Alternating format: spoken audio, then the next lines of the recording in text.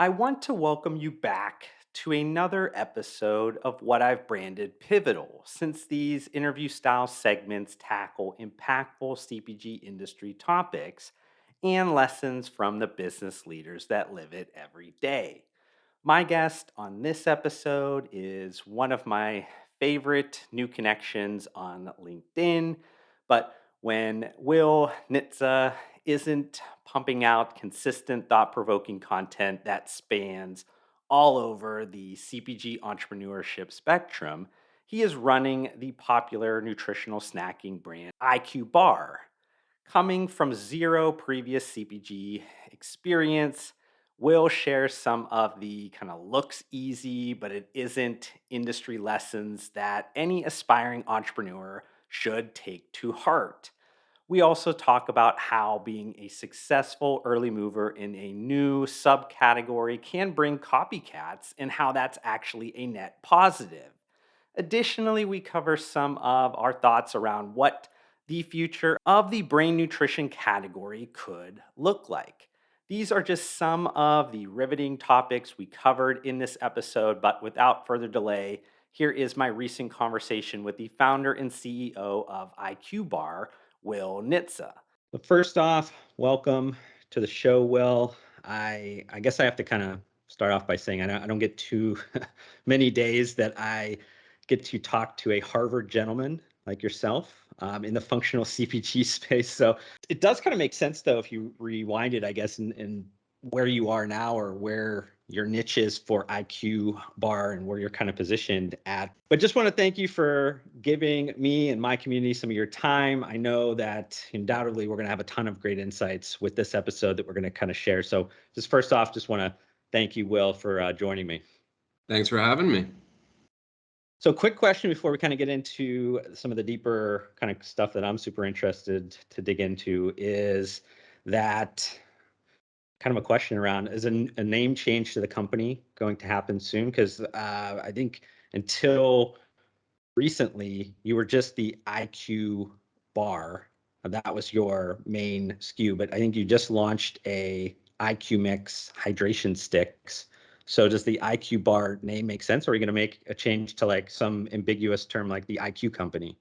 The latter. And yeah, it's funny. I when I was first starting IQBAR, I called a bunch of people in the industry. I didn't know anyone in the industry. I just found them on the internet and cold emailed or cold called them. But some of the folks I talked to were the Health Warrior folks, for instance, and they started with Chia Bar. And, Chia Bar locked into that form factor. And then they changed to Health Warrior. And that was one of the pieces of advice was don't put a form factor in your title. But then I was super enamored as well with RX Bar at the time. It was like blowing up. This was like 2016, 2017. And it's interesting. It's a weakness and a strength, I think. For me, I think the title of a product, you don't gain much from being nebulous or obscure, and you gain quite a bit from being really explicit. And so what's the quickest way, what are the fewest number of letters required to demonstrate what we sell and what the value prop is? And so IQ Bar is that for me. I also took cues. So RX Bar was one of them that did it and did it well. And people can quibble over whether that was a good idea or a bad idea. The bottom line is they succeeded. And Life Aid is another one, and they have Fit Aid and Focus Aid and yada yada.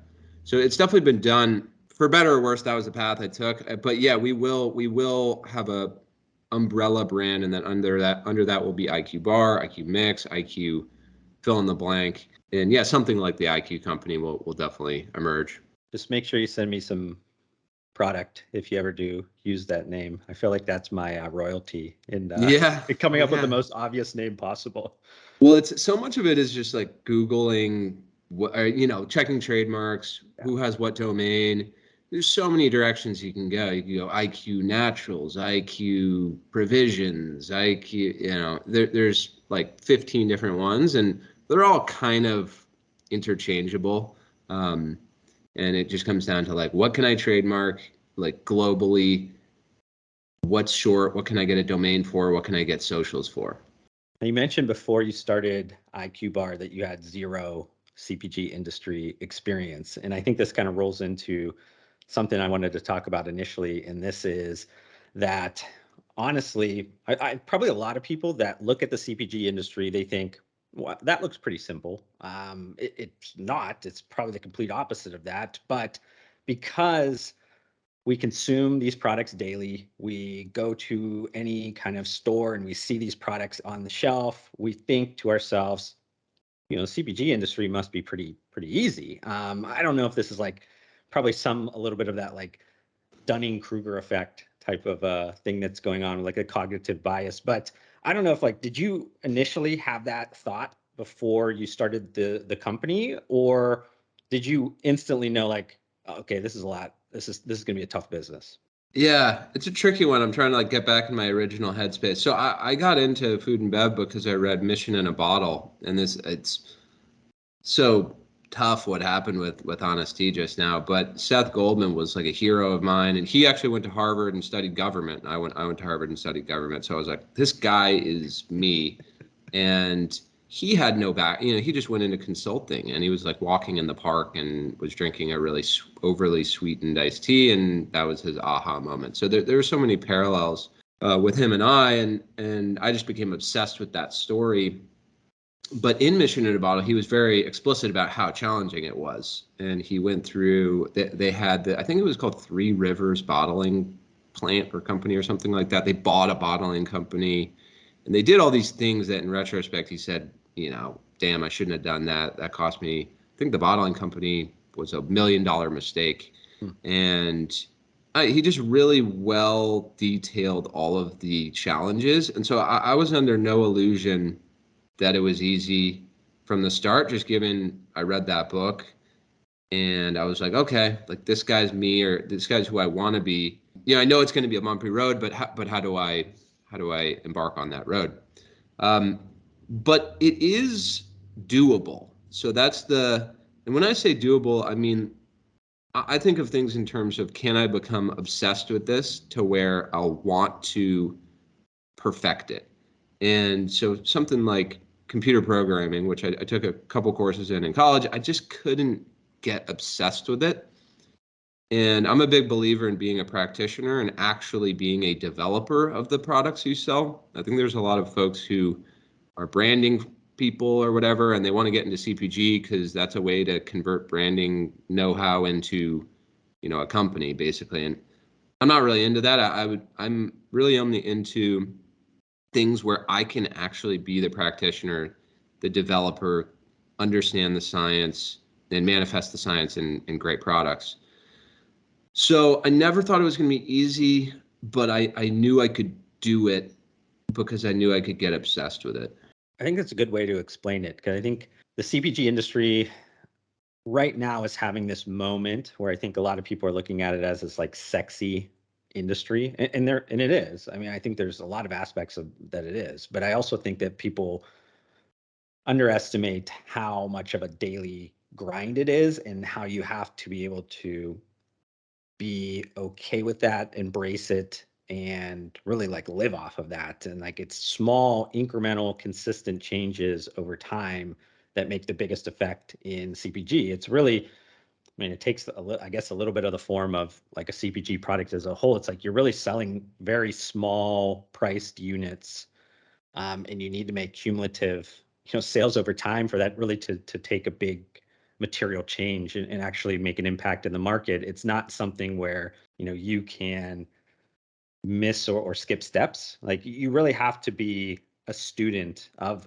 everything, to make sure that you're going to be successful. I mean, I think that it's incredibly hard, probably, I think way more hard for people to understand how to make a consistently great like food, beverage, or supplement product, like from a manufacturing aspect. Also, extremely hard to, master the fact that somebody's standing 3 feet away from a shelf that has 3 seconds of attention span. Like, how do you draw them in, like to do that? And then, even think about just getting the product on shelf at all.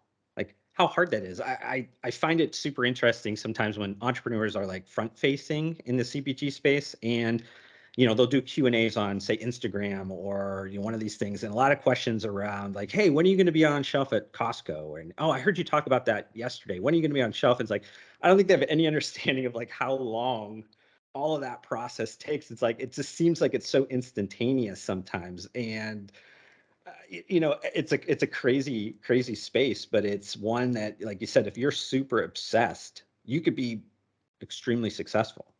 Well, the other thing too is it's like people think there's so many variables that can kill you. It's like when you make a product, people think, oh, just make a great product. And that's actually not it at all. It's not that hard to make a great product.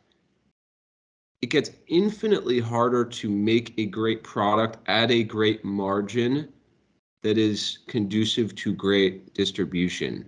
And then of course you have to go get that distribution.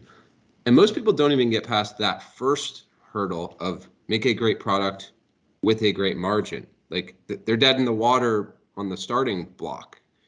And they'll tell themselves lies about, well, I have a path to XYZ gross margin, and they just don't. Or maybe there's a path to it, but they're not going to be the one to do it, or whatever the issue is. So like when I first started messing around in my kitchen, my apartment kitchen, there's a whole host of things I wanted to incorporate, and it just wasn't going to work because the supply chain wasn't there, the unit economics weren't there. And so you make hundreds of micro compromises because you can have an incredible product, but if it's $5 on shelf and all your competition's at $1.99, no one's ever going to pick that thing up. So it's like, how do I keep it the excellence of this product and shave 10 cents off here and 10 cents off there? And so the quality product is like 1/100th of the battle. So some people never even get there, but yeah, I mean it's so many problems. I did a LinkedIn post on this where it's like people also think, oh, I'm going to get into the food industry. How cool! I'm going to be, selling cookies to people, and it's like, no, you're not. You're going to be in a spreadsheet figuring out how to claw back XYZ deduction from UNFI, or how to shave cogs off, or 99% of your time is solving other problems that have absolutely nothing to do with that cookie. I mean, they have everything to do with it, but they're not in that fun zone of I run a cookie company, Yeah. Um, and the other thing is you have to know every area of your business. Like you have to become an amateur accountant. You have to become an amateur financial, analyst. You have to become an amateur food scientist. You have to become an amateur branding person. You have to become an amateur tech fluent person via Amazon, your website, etc.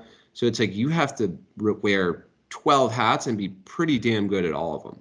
I definitely agree with that. I mean, I even think about it in my own consulting, is that I always tell people I do A to Z type of consulting because that's what ultimately, when the CPG space is needed the most, when you have, I mean, and this is no knock on, I guess, like specialists and things like that, but the CPG industry, for me, I feel like it's so interconnected, the business, that you need to understand how, when you pull one lever, what that does to the rest of the strategic alignment downstream or upstream. And that if you don't have understanding of that, you could just keep pulling levers as hard as you can. You end up breaking the system because there's so many small, little intricate things that need to be aware of. And it's hard to be an amateur or like a kind of pseudo expert in everything, but as a founder, I mean, that is your requirement. Your requirement is to be know at least enough to be dangerous in everything, because when you do talk to somebody, you want to at least know if they are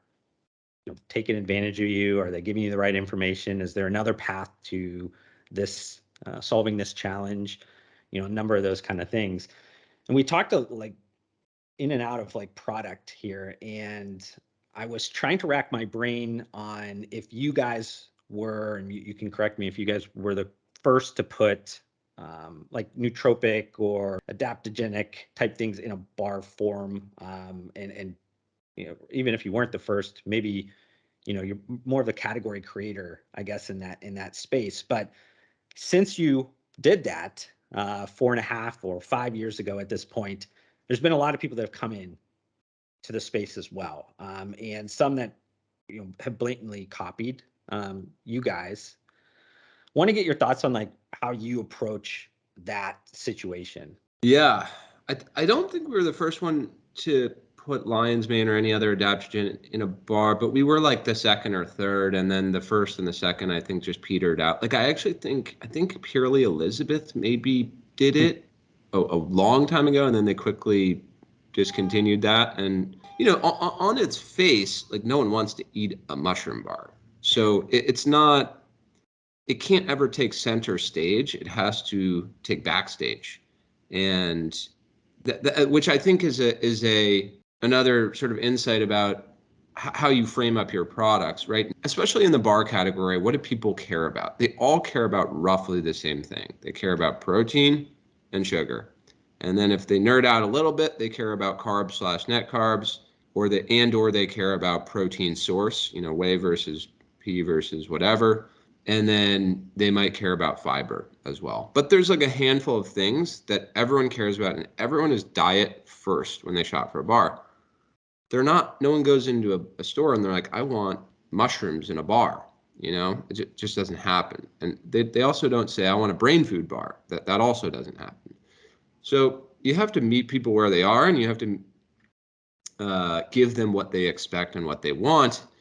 And then the brain angle is a rounding angle. It's not a door opener, it's a door closer. So, that's just sort of a branding thing. But on the copying piece, yeah, I mean, it has happened a couple times over now. What I would say is the brands that do that are not authentically, that's not built into their DNA. So they're always going to be 2 to 3 steps behind.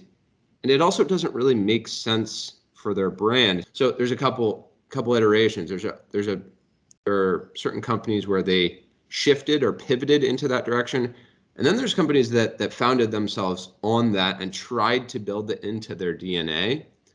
I had talked to a few of these people before they did it, which is what it is. But I think they're grossly mistaken with how they're approaching things. I think they're grossly mistaken. And they don't understand the market because they haven't been in the market for a while. And like I said earlier, we've micro pivoted 100 times, and look, could they do it too? Maybe. I don't know. I don't know, and I don't really care. But if you just look at the way that they brand, this will sound funny to say coming from me, but that they're going too all in on the brain. Like I said, no one shows up to a store and wants brain food. I don't think it's ever happened in the history of mankind. So if that is like your thing and only your thing, and you're winning on that thing, you have a branding problem. No, I was gonna say, I mean, I think that when you're talking about like a niche category, like be it brain food, a subcategory of just, or just, I guess, a focus of food in general being connected to, maybe that's, gut brain connection, or something of that nature. I mean, if you're only waiting for customers that are interested in that value proposition, you got to really have a lot of patience, because it's going to take a while for that category to get built out properly, especially when you're talking about, some of these formats like food or beverage that need the help of large retailers to carve out, small sections of their categories, merchandising sets to provide those things. And I always think, it's interesting sometimes when big CPG gets involved with some of these like nascent, most of the time it is functional or better for you kind of niches or parts of the market. And they get in, they are unauthentic to your point. They are just looking at it from a dollar sign or from, growth numbers on a IRI or a Nielsen sheet and saying, we need to be a player in here. And a lot of people get scared at that. If you are an emerging brand or a smaller brand, because you go, well, I don't have the dollars for marketing. I don't have the team. I don't have all this stuff to really be matched up against them. But far and away, it's actually a net positive that these big CPG players come in, because they actually raise the tide and it raises all boats. Now people are interested or looking at that category or hearing the buzzwords and going, oh, I need to be, conscious of this. I need to look for something like this. Oh, there's a much better product on shelf for me. Boom, I'm going to buy that one. But for whatever reason, you see it's a shock value or something. You played in a space where there hasn't been any big CPG for the whole time, and then all of a sudden somebody comes in and starts to kind of butt up against you in a space. To your point, yeah, I should have mentioned this earlier, which is, by the way, the competition is a good thing. It raises awareness, and others will spend ad dollars to build out a market that you're in. So yeah, I agree. I think it's a net positive, and the market's just so big. It's endless. I don't know if you've ever read Blue Ocean Strategy, but it's like all the total addressable market is never actually the total addressable market. It always has a propensity to be much, much bigger. And so you also just have to have confidence you can beat people. Like you have to have confidence you can out execute people. You have to be a little bit of a narcissist and megalomaniac, to be honest. If I think you do if you're an entrepreneur, period. It's irrational to start a company, period. And so you have to believe you're better than them and you're going to beat them. And if you buy into that, the competition doesn't really bother you. And perversely, in really tough times like we're in now with an impending recession, in a perverse way, you get like excited about it because you think, the free money is running out. People now, the tide's going to rush out, and the naked people are going to be exposed, and you just have to be not one of them. And so, yeah, it's a good point. I think what Warren Buffett said, that was that who said you catch a lot of naked people when the tide goes out or whatever. Yeah, I I think think it's a so. great it's a great quote. It's something I've used often, and I totally agree with you. I think that any purebred entrepreneur really is a competitor to the bone. Like it's visceral. It's in you. It's like it's something that like ultimately, if you're just a entrepreneur or somebody that's fake, I mean, you're going to get crushed when competition kind of comes in because you don't necessarily have that reaction that you're like, I better step up my game. I better crush these people. And that's not to say you look at this and you're like, I got to do anything possible, and be a bad player in the market or whatever. It's about upping your game, making sure that you button 100%. up everything internally in your own business, and then it's a matter of hey, we're going to go battle and figure out who's best here, who has the best value proposition, who has the best product, who has the best whatever, and that's ultimately where it comes. And to your point around a lot of this free money or people playing with kind of a fixed hand in the market, it's like we're going back to fundamentals. We're going back to, do you actually have a strong business, a strong product? Do you understand how to operate? It goes back to that. I mean, we always go through cycles. It seems like, if anybody's listening to this, it's like, if you've been in the industry or any business sector for any long period of time, I mean, we went through Goldilocks period, that happens. And then you go through this tough time where it kind of cleans out a lot of that fake. And then it goes back to it a little bit. And it goes, it's kind of these cycles that kind of go through. I did want to kind of transition and talk about, we said a little bit about competitors and also, why they're good, but also I think sometimes entrepreneurs get caught up. And I guess I can even expand this past entrepreneurs, because really, like in personal life, if you think about this, like we are constantly, because maybe social media or whatever, we're constantly comparing like our daily lives to someone else's highlight reel. And that's like disastrous. It's just not good. And in the same sense in business, entrepreneurs do that too. I mean, I consult with a lot of them. I tell you, a lot of times, first couple minutes of the calls are always like, hey, did you see this company raised this, equity, or, oh, do you see them? They got on this shelf, or, oh, do you see that new product they launched, or whatever. And it's tough to put the blinders on. It's tough to really to do that, and really comparing yourself to another business. I understand the competitive landscape, but you also need to realize that like their customer, your customer, odds are they're probably not the same customer. You're building a, differentiated brand. You have different customers. You have different ones that are bought into you. It's like there's not a lot of that carryover. So a lot of that's noise. But I'm interested in kind of hearing your thoughts on, this in general, because I think it's a tough thing to block out. Yeah, it's impossible. It's impossible to block out. I think what we do is complicated, but in some ways it's also simple. And your motivations are also pretty simple. And people's motivations differ, but let's just say your motivation is, I want to start this thing because I don't want a boss. I want to be my own boss. I want to build a sustainable business that maybe even gets to a household name status. And then I want to sell the business and I want to make a lot of money. And whatever, maybe that means $5 million, maybe it means $100 million, but whatever.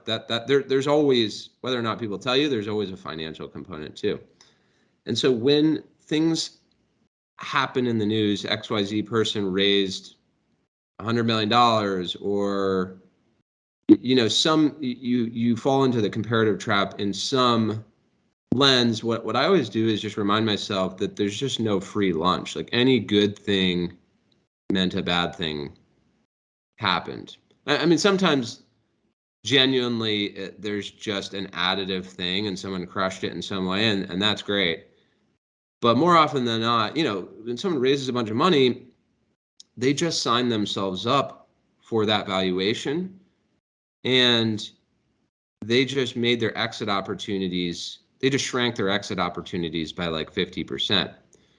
And they just sold a big piece of their baby. And so it's really loud and it's really cool looking, and it's all those things that hit on our hedonic, parts of our brain, and the dopamine, get the dopamine flowing. And then once all that settles down, it's like, ooh, shit, like that's great that happened, but now my job is 5 times harder. So to me, it's always about just reminding yourself of that. There is no free lunch, and I'm obsessed with optionality. Like if I were to optimize for one thing, it would be optionality. And many moves you make that look cool actually reduce your optionality.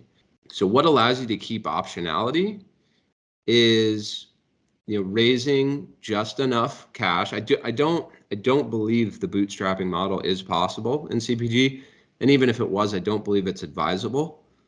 But there is a model where raising just enough to get to the next step change of revenue, subsequently raising just enough to get to the next step change, and moving along allows you to, really control dilution, never sign yourself up for too big of a value. You always beat your prior value.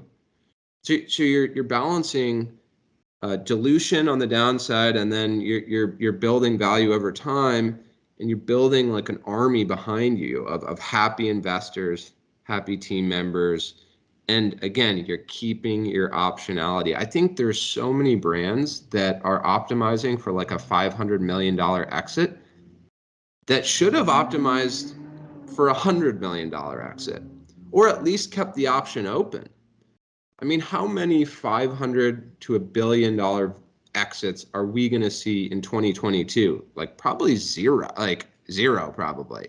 How many in 2023? I don't know. It doesn't look great. That we're in this economic situation for a while, and you have Coca-Cola divesting a massive brand in Honest Tea.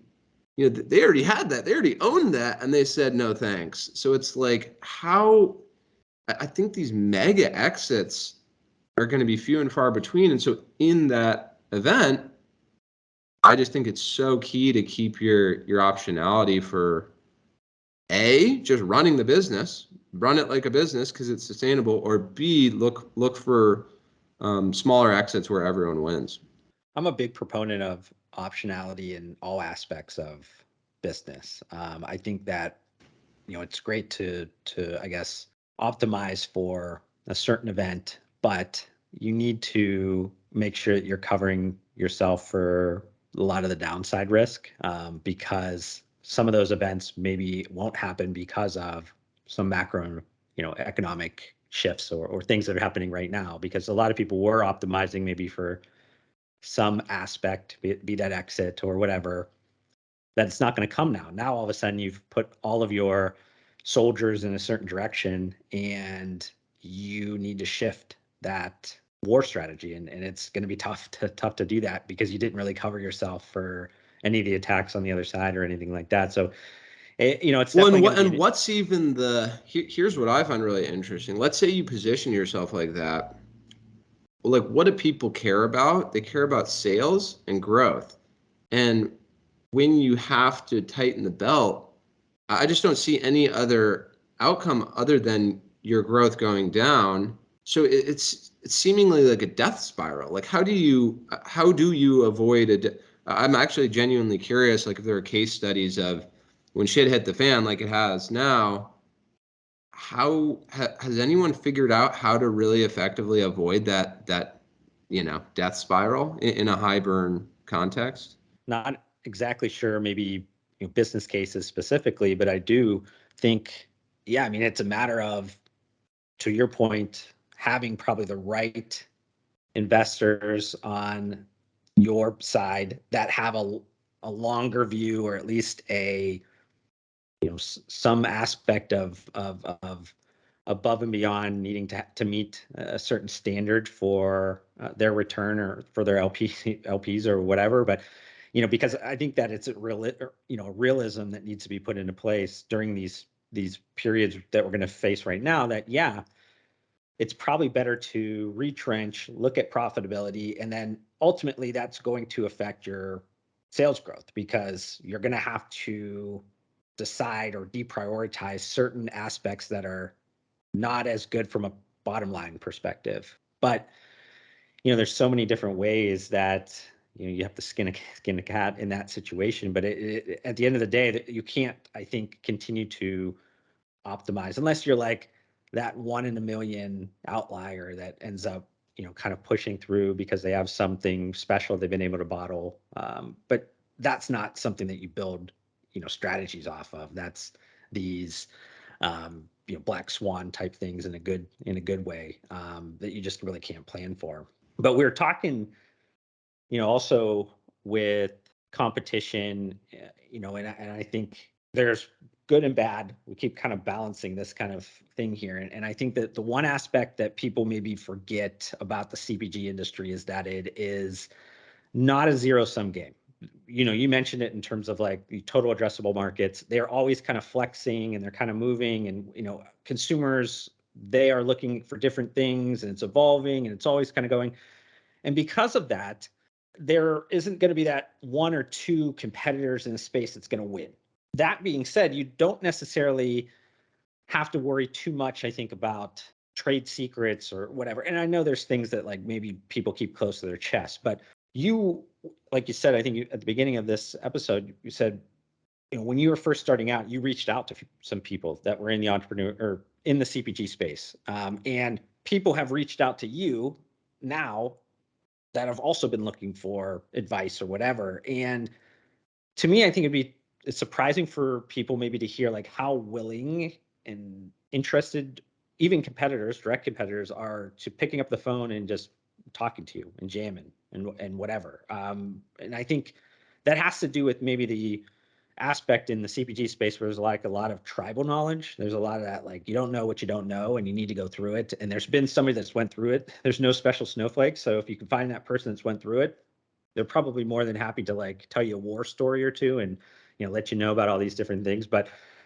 I mean, have you been successful with like reaching out to competitors, building a network of other like CPG founders to really get through this? Because I'm drawing this also back to the idea of like investors, and I think about, and maybe I'm thinking about something you even posted recently, like you're talking about strategic investors, and like to me, the most strategic investors are other CPG founders because they have the most recency operator experience that they can kind of walk you through things. They probably have much better, strategic advice than some strategic investor that has, maybe made an exit 15 years ago, but like has no idea what the day in and day out is of the CPG space right now. Yeah, I mean, it's a really collegial, food and bev is really collegial, which is, I think, one of the reasons a lot of people like it. I think there are subsets, like the supplement world gets kind of sketchy with people doing a lot of black hat stuff to each other, on Amazon and things like that. But, more broadly speaking, it's a collegial group of people and everyone wants everyone to win. And I also believe in the whole pay it forward thing. So when I started out, I live in Boston. I called every Boston-based food and bev entrepreneur that I could find, and I asked them 100 questions, and they gave me the answers to all of them, or gave me their version of the answers, and different people's answers contradicted with the others, and I had to triangulate the truth, and then really I just had to go out and do it and figure out what the truth meant for me, because no two contexts are the same. But I have no problem. So I have no problem giving advice because of the pay it forward thing, and people gave me advice. But also, advice is like useless. Advice is a data point, and you can talk to 10 different people and get 10 different data points. Ultimately, all it is a data point. You just use that to inform your course of action, and it may be helpful, it may not be helpful, but every major thing I've learned in this industry is through direct experience, not through getting some tip and then going and doing something and then it just worked out great. Like, maybe it can help you course correct slightly or avoid some disasters, but it's never gonna do the work for you. And so I just have no problem giving advice for that reason. Advice is so hard to genuinely follow that it might as well be worthless. And most advice is given especially strategic advice. If I'm like, hey, think about this that way, that may be valid, but I need to go down that path and skin my knee a bunch of times and make a bunch of mistakes, and then I'll get to the truth. But that advice really didn't do a whole lot for me. So on the investor side, I think, maybe a contrarian perspective on this. I've raised money from people who have zero experience in CPG. We raised money from Circle Up, which is an awesome institution, and Karen Howland is a managing director there. She's on our board, so a ton of CPG knowledge and experience. And then on the angel side, I've raised money from people who have a ton of experience and have none. And like, the bottom line is no one's going to do anything for you, and even if they will, you might as well pretend they won't, and treat any plus as just that. It's a plus.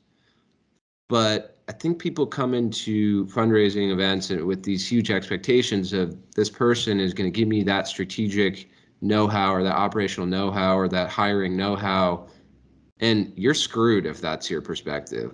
Like, you need to assume you'll get zero, and you need to build that know-how yourself. I think there's some very rare exceptions to that. If the family that owns Albertsons invests, they can put you in Albertsons. Okay, like that's an objective, tangible thing that benefit you got because that person put money. But that's that's really an edge case. So if you can't turn on sales, and by the way, advice is great. Like, I'll take any advice. It's not that it's a bad thing. It's just, it's so de minimis relative to the importance of you actually going out and doing the thing, that it's just not worth worrying about, in my opinion. I liked what you were talking about when you were mentioning just one data point. And especially when we're talking about strategy, it gets a lot harder to, I guess, take that advice and put it into play unless that person, and this is probably, if anybody's ever messaged me and asked me something that like strategic, they probably get super frustrated because I'll be the person that fires back 10 questions because I don't know anything within the inner workings of their business. If they're not a client or anything, like, it's something where I don't know any of the constraints in the business. I don't know anything from the financial capitalization strategy. I don't know the human capital side. I don't know anything of their business. But they're asking me a question and expecting me, because I've been doing it for 10 years to give them the right answer, but yet I don't have any of the backstory and any of the context to actually make that thing. So when they do ask, I probably give them homework right off the bat, because I'm like, if you want me to even give you any advice, I need to understand kind of what's going on here. But even that, it's only hopefully a little better than the coin flip of an advice, I guess. It's like the gambler mentality. It's like I've seen a ton of patterns and sequences over 10 years that my advice is probably 55% good.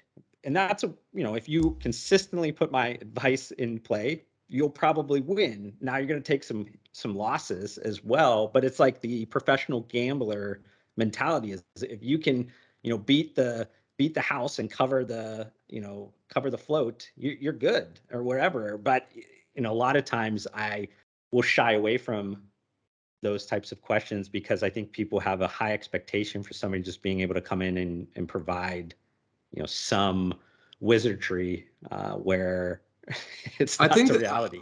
I think the best advice comes in the form of, here is what you should be thinking about. Like, that's Yeah. it. Here's what you should be thinking about and investigating. Not, this is the way you should do this thing because it's the right way to do it. It's a really distinct difference. Here's what you should be thinking about versus here's the answer. And I think the people who give the best advice are also the ones who know when advice can be detrimental, and as a result frame things as, here's what you should be thinking about.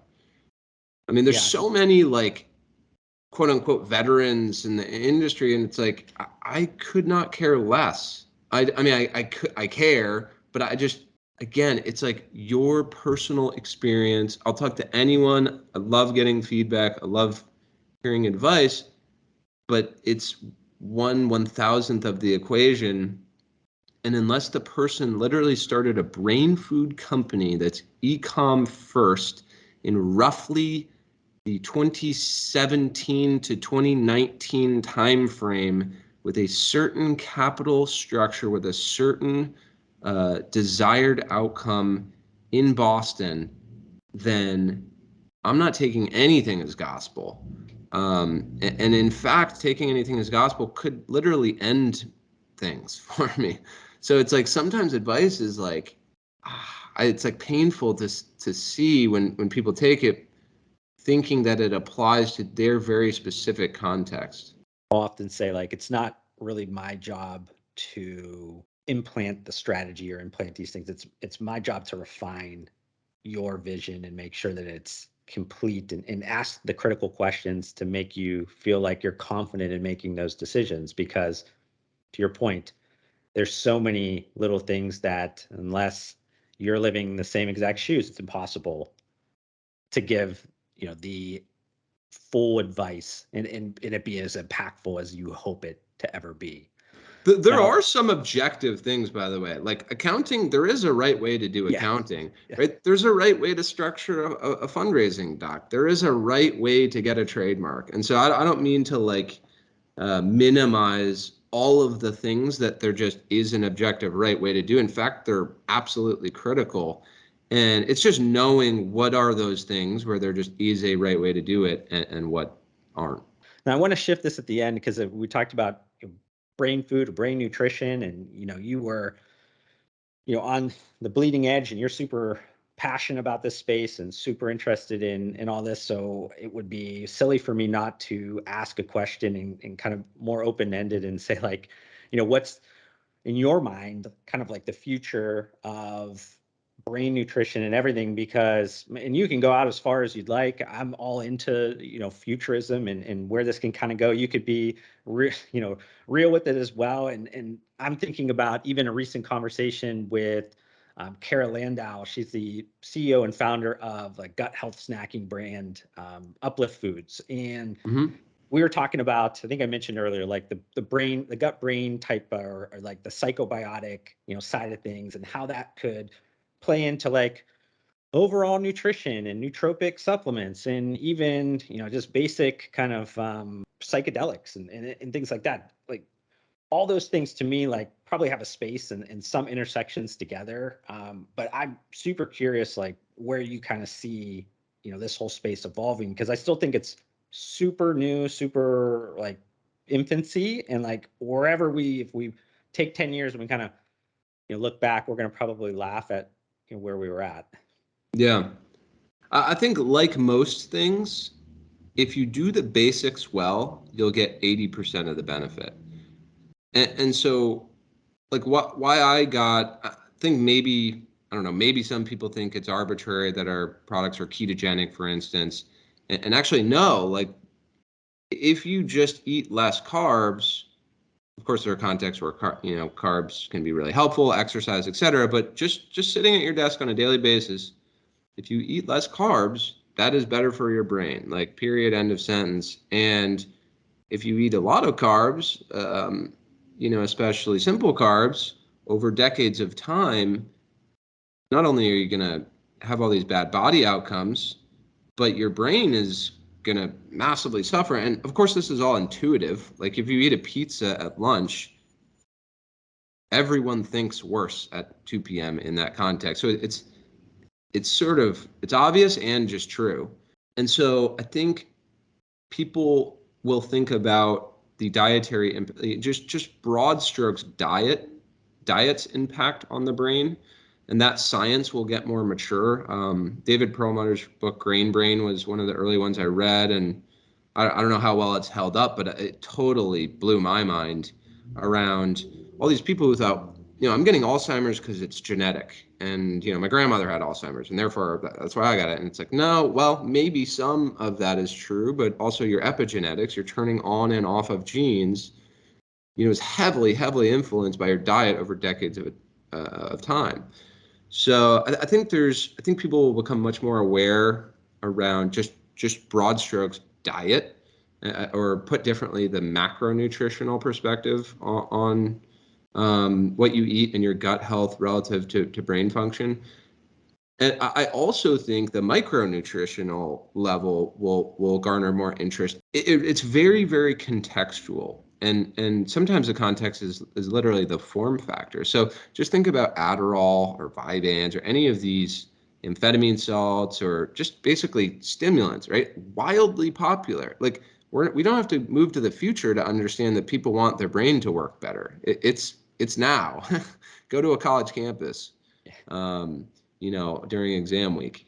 So like the future is now in that regard from a demand standpoint. People want this. It's more of a form factor question. And so, like the bulletproof coffee movement, Dave Asprey had to spend like 10 plus years getting people to care about putting, MCT oils in their coffee. Now, is that the best way to go? I mean, people can quibble about that, but people ultimately, or at least a lot of people, came around.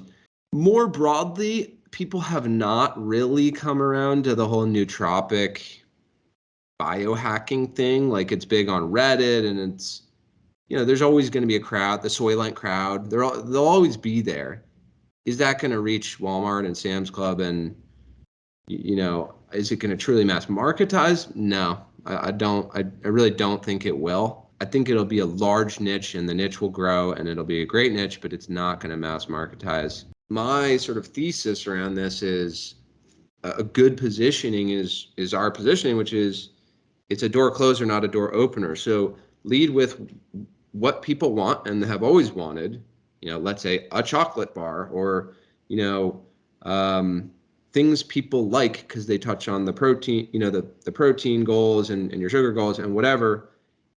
And that brain thing is a benefit. But again, how many people are going to walk into a grocery store and outside of context of I want fish oil, or my doctor told me I need to take this nutrient, and I'm on doctor's orders, aside from those cases, how many people are walking in wanting brain food or brain functional things? If you're betting on that happening, I think that's not a great bet. Yeah, I think there's two things I was thinking about. I mean, there's the super quick sensory effect of what people's expectation are of trying to get some elevated brain function. So that would be, maybe they've taken Vyvanse or Adderall or just, slammed an energy drink or whatever. I mean, there's a certain feeling that you get. That is great. And I think that that has a place. But to your point, when you're talking about something about cumulative, multi-decade, generational type, lifestyle changes, it's a matter of probably attaching to routines and attaching, how do I look at the natural consumption behaviors and give them something that's a little bit better, that's going to be cumulative, that they could just naturally apply to their lifestyles. And if you can do that, you make huge changes, because I think if you're trying to do an uphill battle and teach somebody something new, it's very tough. It's very expensive, I guess, overall. I mean, people have done it. People, obviously, behaviors have changed a long time, but it takes patience and it takes a lot of money to do those things. And if not, it's a matter of how do you kind of hack somebody's already routine and try to get infiltrated into that and make somebody make a change that's easily interchangeable. Well, and the challenge with the brain always is you don't see it. Yeah. So people who put on weight in their midsection, not only do they see it, they loathe it, right? They're like, how do I get this thing off my body? I'll do anything, right? I'll do Jenny Craig. I'll go to crazy lengths. And this is not a demographic of people. This is roughly all people. The problem with the brain is you don't see it, and there's no nerve ending, so you don't know when you're hurting your brain, for lack of a better word. So it's just inherently a tougher problem. Now you should say, well, can't you tell that you're thinking worse, or can't you tell in this other case you're thinking better? And that's all fair and well, but it just is a more inherently difficult problem to drive motivation in that sphere. Well, this was a fascinating conversation. I had a blast talking to you, and I know my audience is going to get a ton of valuable nuggets of information from this conversation. So, thank you very much for joining me. Yeah, no, I had a blast. I hope you enjoyed this YouTube video. If you did, consider hitting the like button to support me. Also, help me get to my short-term goal of 2,000 subscribers by hitting the subscribe button. I'd love to see you join me on this journey, but we need to fix the fact that slightly less than 70% of you that are watching this YouTube video right now are not subscribed to my channel, and that makes me extremely sad. But I do want to thank you for tuning in, and I'll see you on the next one.